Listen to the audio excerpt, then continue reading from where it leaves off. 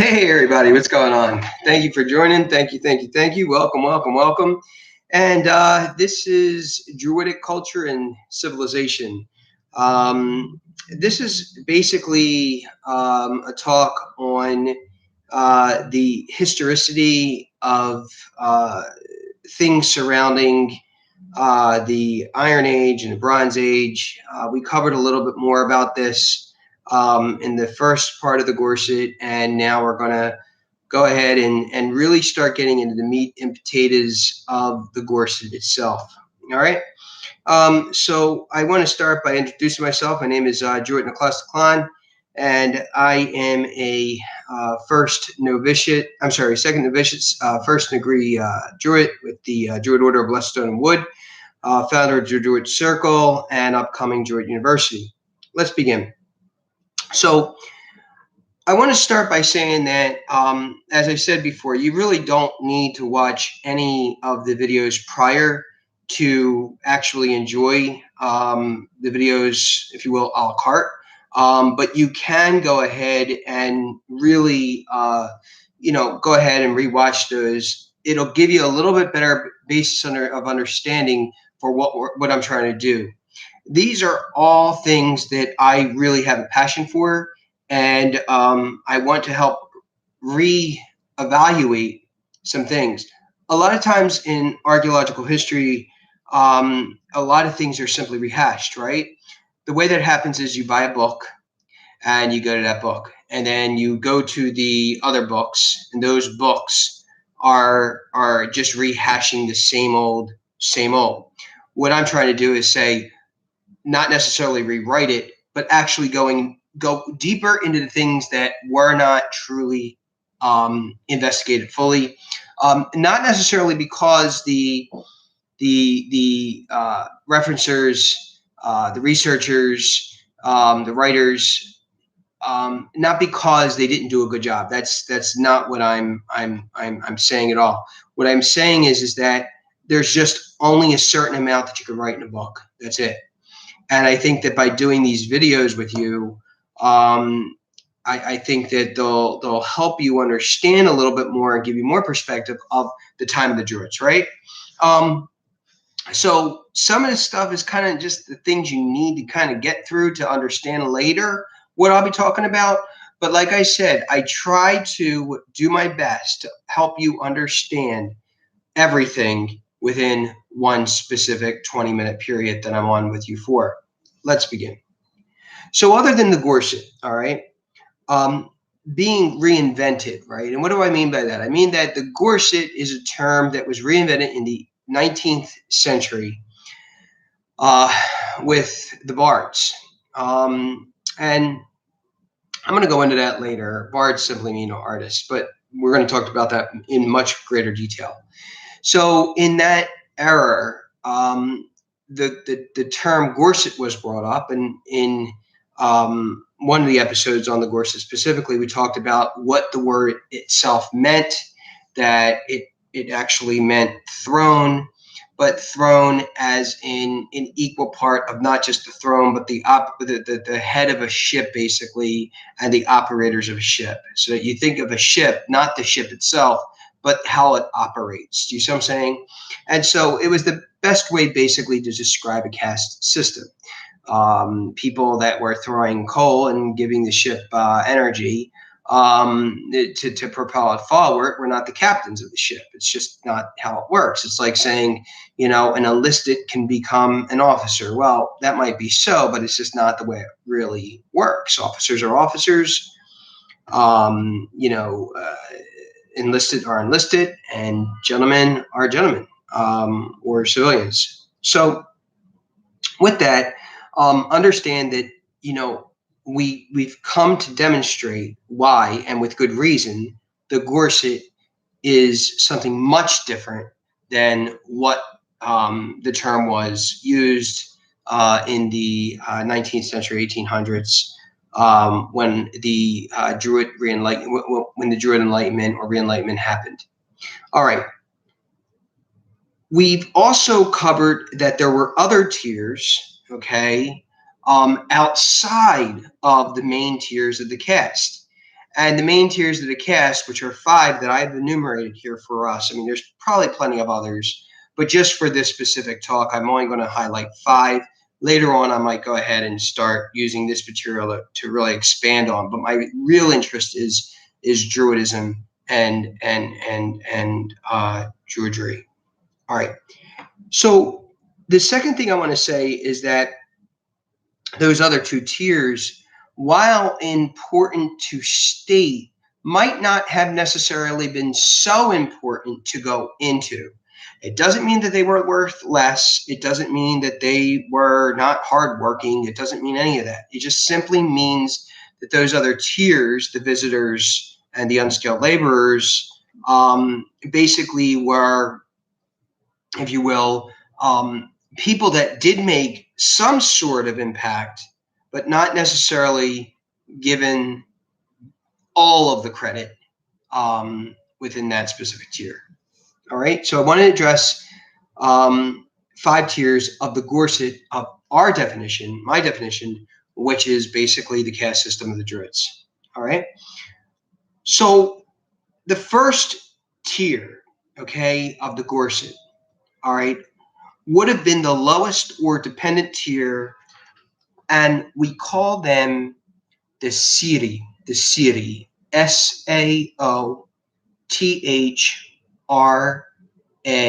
accented I. All right, they would have been the men, but the Sclavi would have been the females, the women. SCL accented A, BHA accented I, Sclavi. All right. Remember that the BH is always a V or a B without actually touching the lips. So it sounds like this. V. And we find this very much in Iberian and Italic language. All right. It is prominent, and it's there because of the Celtiberic influence and the Celtitalic influence. All right. Now, the Saori and the Sclavi were skilled laborers. Okay, they were hardworking, mostly skilled. Unskilled weren't necessarily unskilled, meaning they just were there to help. Unskilled would have been those who might have been like apprentices. Okay. The other thing I want to say about this is that they focused on attending to the needs of the townspeople wherever, whenever, and however they were necessarily needed. Now, it's interesting because I want to make a phonological note here, and the phonological note that I actually want to make is that the Saori and Sclavi, okay, it's funny because a person who basically barks at your command or basically answers to whatever you say is very much equivalent to the name Siri. And so when you say, Siri, can you go ahead and blank, turn the lights on? Siri is acting like the skilled laborer. They're doing exactly what you're asking them to do. Your wish is my command. So that's basically how that first tier of the Gorsedd of our definition, which would have been the Druidic caste, would have operated. Next, second tier of the Gorsedd was the middle or socialist tier, all right, who were either boy or along with a group called the Feramori. Now, the boy was written B-A-I-R-D. A lot of people go around and say the word bard. I have no problem with that. That's fine, but that's not what it was called. It was actually the board. And that's the plural of the word. The Feramori, on the other hand, were the second. So that if you were to take this tier and break it into 2 parts, okay, like a dotted line in the center and a square, right? In this part of the tier of the pyramid, okay, it would have been the board on one side and the Feramori on the other side, okay? Let's talk about the board. The first group, the board, okay, were skilled manual artists. They were skilled manual artists. Well, what the heck does that mean? All right. What the board did was they focused on innovative development, all right, and private goods to the townspeople of the Gorsedd. That's first and foremost. Number two, examples of this would have been, and I created a list of what who the board would have been. The board would have been jewelers. They would have been kinetic artists. They would have been craftsmen. I wrote down smiths, forgers, armorers, entertainers. It's funny because when we hear about these names, the picture of Druid doesn't really enter into our head, and there's a reason for this. You see, remember what we talked about with the caste system. In caste, you stayed in that caste and you got to be the best at that level of whatever you did until you were able to give a sword make a sword for a king, if you will. The point about this is that it took years and years and years and years to learn one specific skill. And once you got better and better and better and better and better, you were able to maintain your life within that tier. Your reasoning for staying within any tier would have simply been what? Would have simply been to make sure that you kept on doing better. So it typically was capitalist in the sense that you did better to get better, but moreover socialist in the way that the goods were shared. Okay.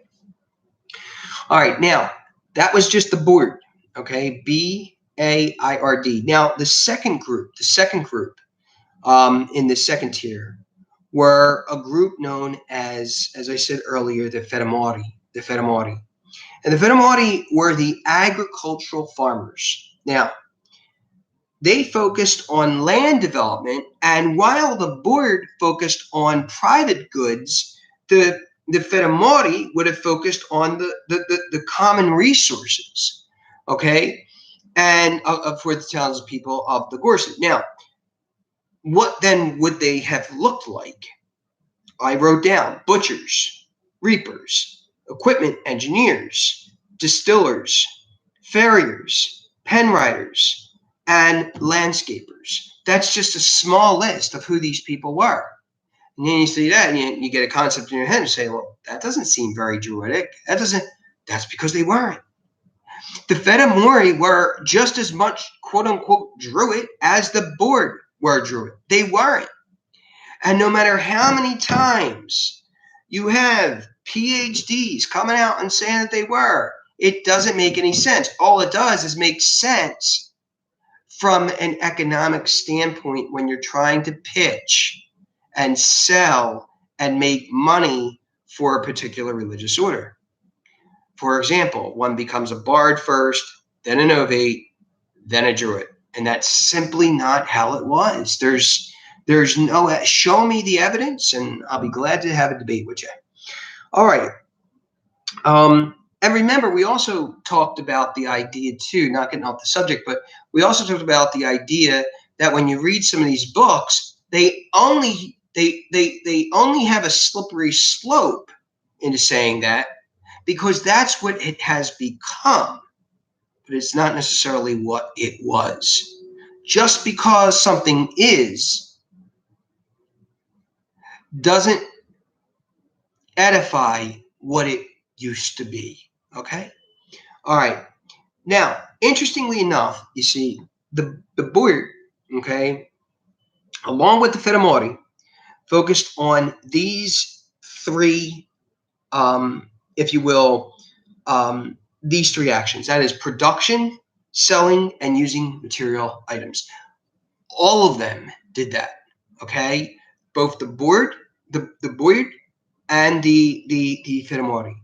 Now, they did this as either entertainment value, and they did it for mercantile value for the entire Gorsedd or Druidic caste.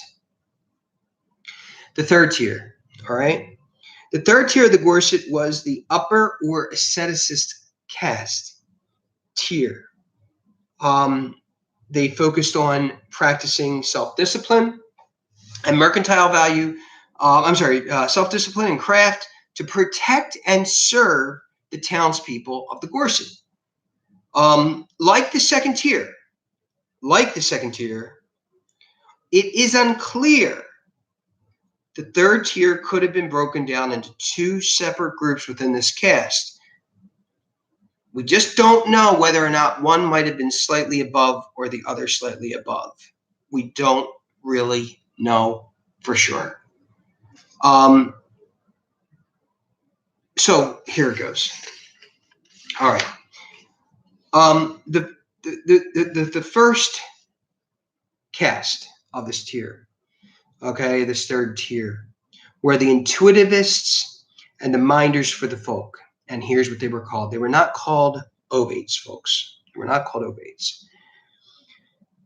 They were called the color, okay, who were shrewd witches, skilled apothecarists, and learned toxicologists, okay? Sometimes they were referred to as the Vates, as this could have been simply just another invented word, as it actually refers to the Fates, because the Fates were able to see the future and know it, so that they created a word called Vates from Fates, and it's basically the same, whereas one would have simply been human and the other would have been divine. All right. Now the second group of this tier, okay, in this third tier of the color, not the Vates, use the word color, were the defenders and garrisons of the townspeople. And they were called the Keltoi. And that's spelled Keltoi. By the way, I forgot to mention that the color were spelled Coll accented O-I-R. All right. So who were the Keltoi? They would have been courageous hunters. Hunting was important. You needed food, right?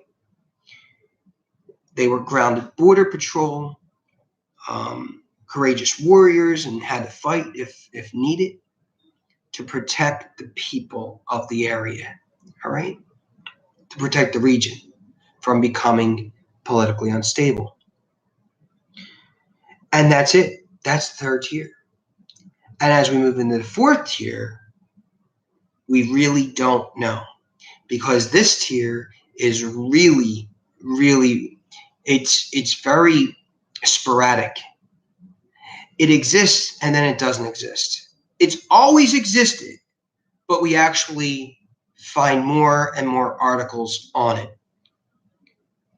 The fourth tier of the Gorsedd I have as the noble or independent tier, who would have been those with the combined skills of the color and the board.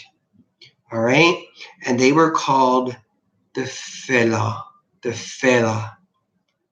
Now, it's interesting because when you talk about Fela or fellow, you talk about a term we even use today. If you're a fellow or a doctora fellow, you are a member of the learned class. Same with the Fela, same thing. They were members of the learned class who combined board and the work of the board and the work of the color, the Vates, if you will. And they were either well-spoken orators or some were well-written scribes. The fellow were part of a learned society with an ability to do something very interesting, and that is through their writing and through their speaking, they were able, with their intuition, they were able to predict outcomes. All right? Now, a lot of people say, well, it seems awfully now as we get higher into these tiers, it seems it's getting closer and closer to what the concept of Druid were. They still were not Druids, okay? We don't know if the Druids used them. We don't know how the Druids used them. We really don't. But the general lean, that writing postdated the ancients, we don't know exactly what this cast came, when this cast, and what time this cast came to be. And we're still doing research on it. And I think other than that, we are done. So a lot of people say, well, wait a second, you didn't talk about the Druids. Well, that would have been the fifth tier. And the fifth tier would have been the kings and the nobility, obviously, and the royal caste, the Druids. One thing we do not know is the chicken or the egg. I, though, will lean that the Druids were possibly higher than the kings, the Druids. Some would say otherwise, and some would say that the Druids answered to the kings and were the king's advisors. And again, we don't know whether or not it was a codependent relationship or a necessary one or both. I still think, though, in the end, when you hear many, many, many authors say that the Druids interpreted the voices and the language of the gods, the kindred, or deities, or fae, and our ancestors, I would say that it would have made sense that while they weren't the Magus, it's pretty true that they could have been something bigger. And we're going to talk about that soon. Thanks, everybody, for watching Druidic Culture and Civilization. My name is Druid Nicholas Declan, founder of the Druid Circle, first degree, second novitiate, and of the Druid Order of Blessed Stone and Wood, founder of DruidUniversity.com. And if you are enjoying these talks, which are very informational based, if you will, to play back and replay, please do so. And we'll see you again. Girawin, Betshegobra, the 4 words of the Druid philosophy. It all works out. Be it thus, be it thus.